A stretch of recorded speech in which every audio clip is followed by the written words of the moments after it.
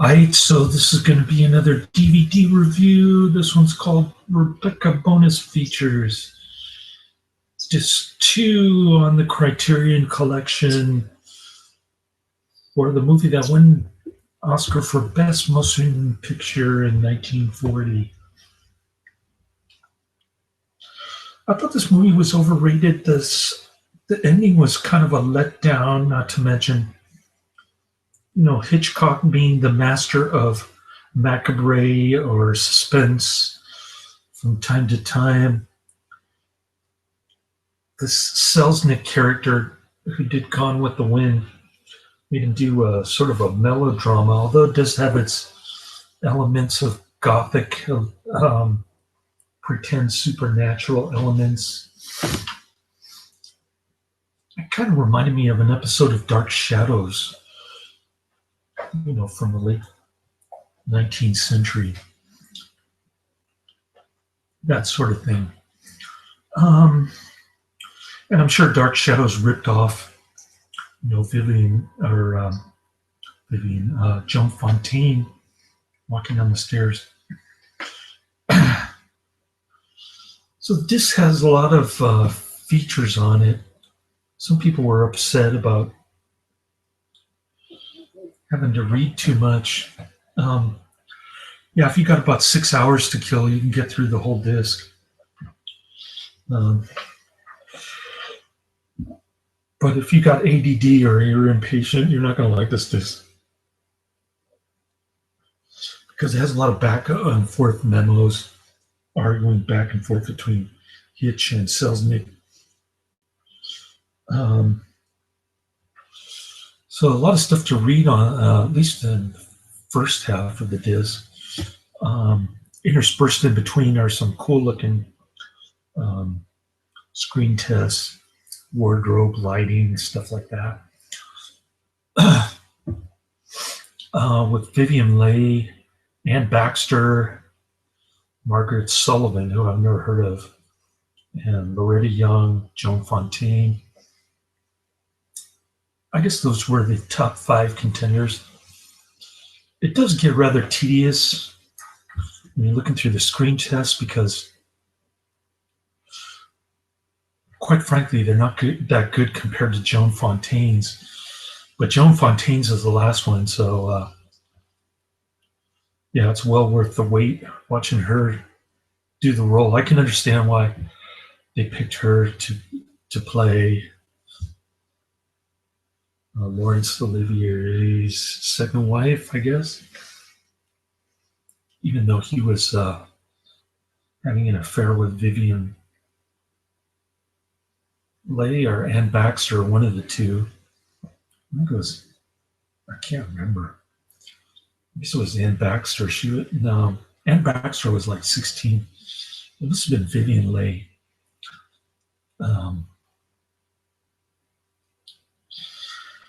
Anyways, that was pretty interesting. Like I said, it was a bit tedious watching the other actresses do the part. They weren't nearly as good. Although Margaret Sullivan was pretty good. She was also in, she just had a funny looking nose. Her face looked funny. But I think that's why they didn't cast her, which is unfortunate. But she did get some playtime in the radio version, I think from 1940. No. She was in.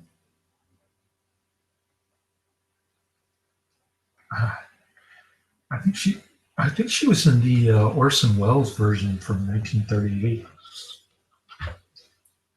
which is pretty good. I didn't like the DeMille, Cecil B. DeMille version in the middle as much as the other two. I'm talking about the radio broadcasts, like 3 hours worth of Rebecca. If you don't remember the movie, you haven't seen it for a long time. Hell, I haven't seen it since 2000, 12, 4 years. I watched it with my mom. Like I said, I was a little disappointed. I gave it 4 to 5 stars when I saw it. I wasn't happy with the story or the type of content that Hitchcock was doing. But I thought it was a well done movie. Obviously, the acting and the directing are top notch. The production, I'm not too sure about. The storyline, which is based on a novel, kind of very Hitchcock-like. Although he did do another novel, his last film called Family Plot, which I haven't seen yet.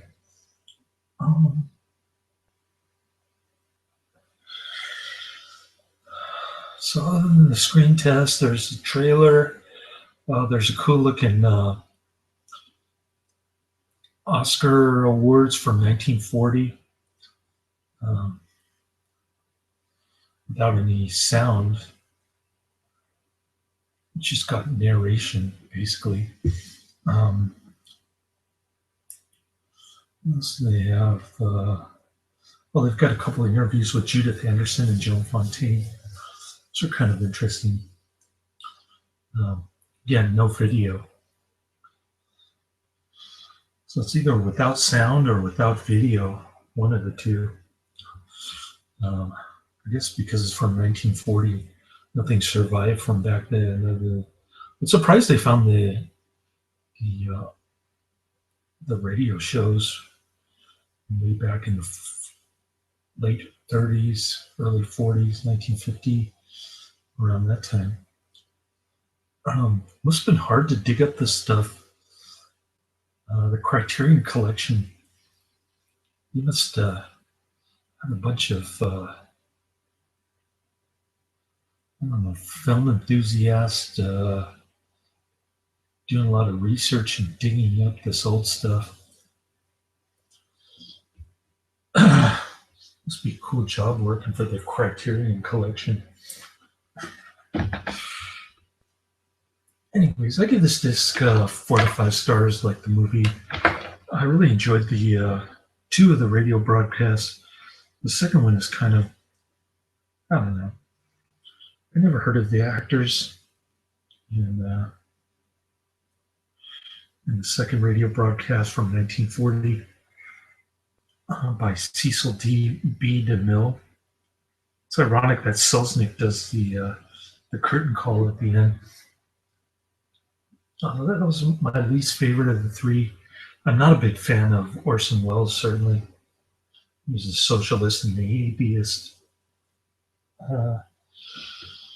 He was into H.G. Wells and it was horrible.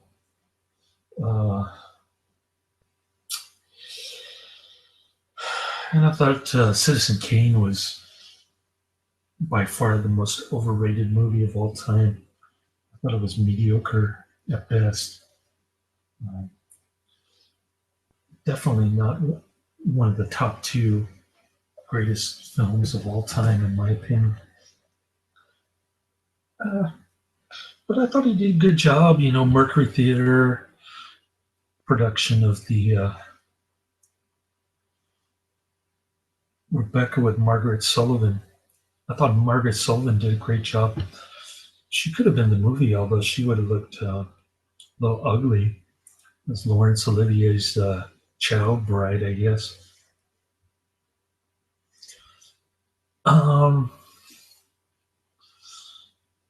That's the reason why she didn't get hired, according to the DVD. And it's amusing to hear Orson Welles promoting Campbell's soup like 3 or 4 times, as if he's a socialist promoting the free market in the United States, whatever was left of it in 1940. Kind of hypocritical on his part. But I guess he was an ambitious fellow. He'd do anything to get his stuff on the air. Um, I love the old radio broadcast. It reminds me of my grandfather. He used to listen to the Shadow Knows. If you remember that radio program from back in the 70s, man. Anyways, I used to get a kick out of listening to the Shadow on the radio back in the olden days, man. Makes me feel old and nostalgic, I guess. So those are some of the good things about the disc. Like I said, I didn't think it was one of Hitchcock's top 10, although I'm sure it's in this top 10 list of films. Most notably because it got the Best Picture award from the Oscars back in 1940.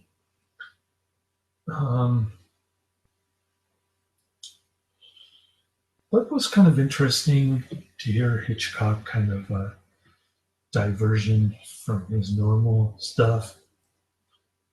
Which could be macabre from time to time, but it's always very suspenseful, thriller type stuff. This one didn't really have suspense, although it did have a plot twist. And I thought the ending was quite silly and unbelievable.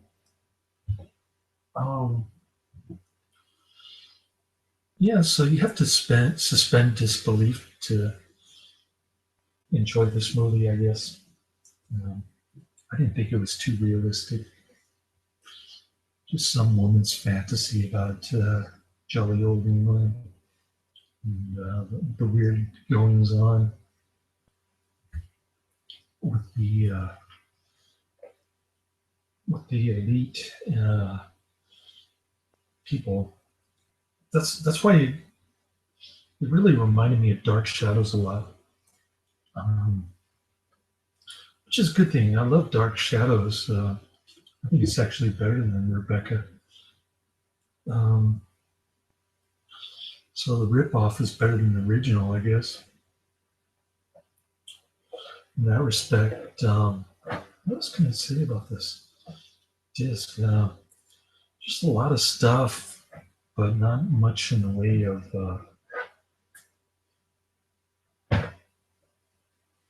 audio when it has video, or video when it has audio. It's either one or the other, basically. The only time you actually have audio and video together are doing the screen test, and like I said, there's a lot of written material for you to read if you're the type who likes to read. I can't stand DVDs that have a lot of writing on it. I just kind of glance through it and I don't really look at it. I mean, who cares what Hitchcock wrote to Selznick when he was going over budget? That kind of stuff seems trivial to me, and I don't think Selznick is such a great producer to begin with. He's very overrated, just like Orson Welles. Cecil B. DeMille, I don't know much about. I know he's from the silent era, and he started doing talkies, I guess, or these Lux Theater productions. I don't know what. Orson Welles was the Mercury Theater, and then they have two Lux Theater radio broadcasts.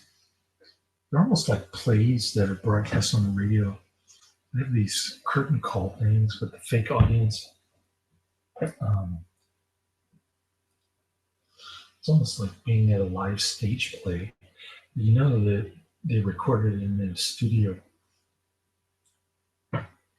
So it has that kind of fake atmosphere. Kind of cool. It reminds you of the old days when radio was um, still had those kind of stories like Rebecca or The Shadow or whatever.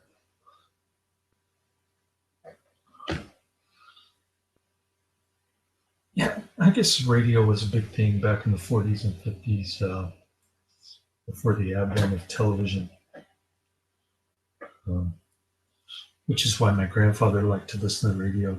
He grew up during the Great Depression. So, pretty cool stuff. If you have a nostalgia for the 40s and stuff, yeah, this disc is definitely for you, but I can't say highly recommended. I'll say it was a good disc. Check it out if you're into Hitchcock, 1940s nostalgia, those kind of black and white movies, I guess. It's a pretty good disc. Watched some fucked up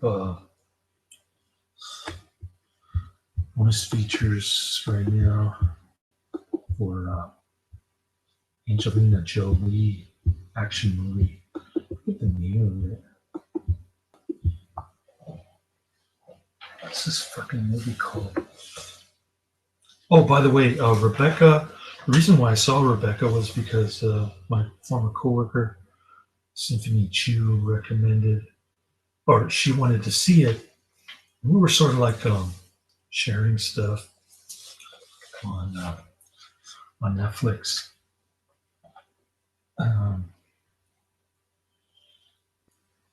We were coworkers back in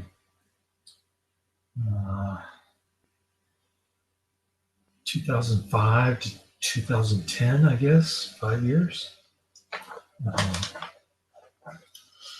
She was like my best friend until I met that Chinese babe from Seattle, my second wife.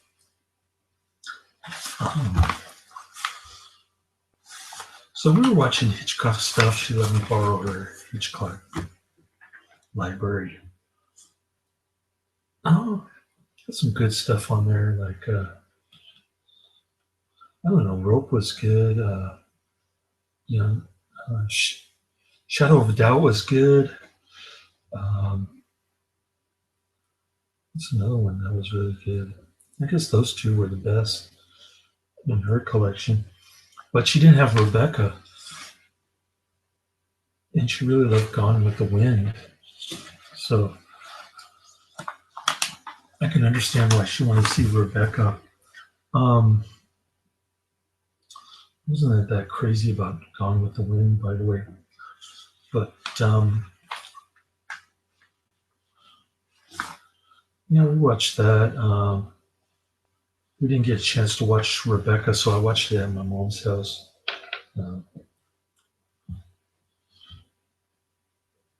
Because by the time Rebecca made its way up my queue, I had already been fired from that place, along with a bunch of my other friends after it got taken over. So that's the other thing I want to mention. Right now I'm watching Wanted bonus material. Yeah, this shit sucks, man. I thought the movie was good. Christina Enriquez recommended this movie to me, but it wasn't a great movie.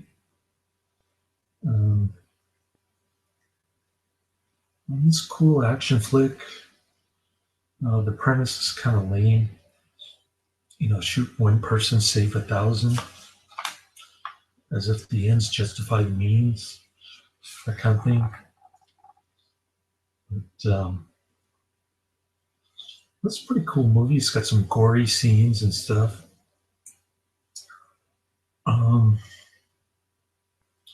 just dislike the bonus features. I don't know what it is about these newer bonus features.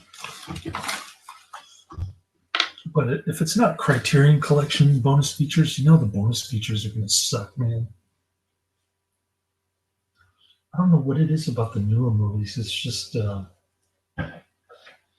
it just looks like fucking worthless marketing crap.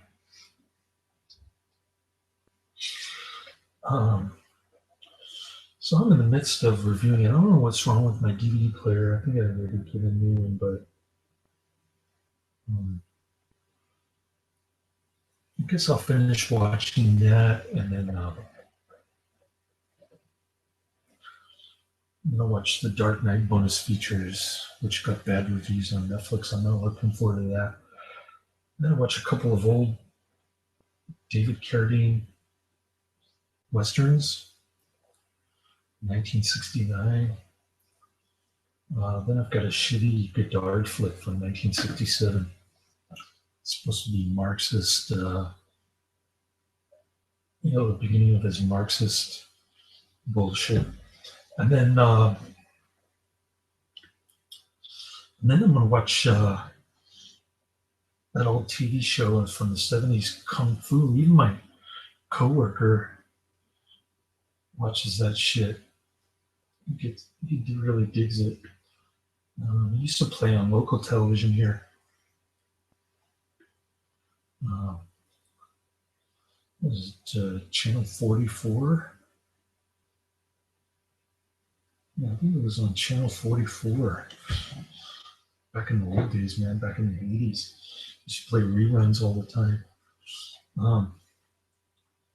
So I never really got into Kung Fu, but it looks interesting. It's got David Carradine.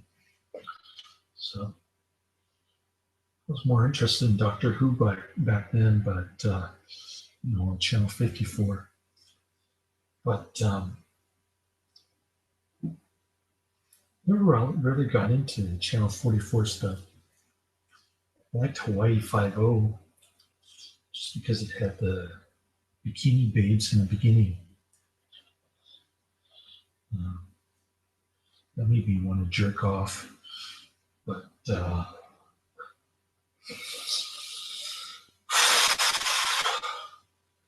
guess I'm going off on a tangent again. So it's a good disc. Check it out if you're into this kind of stuff, but I can't say highly recommend it. Laters.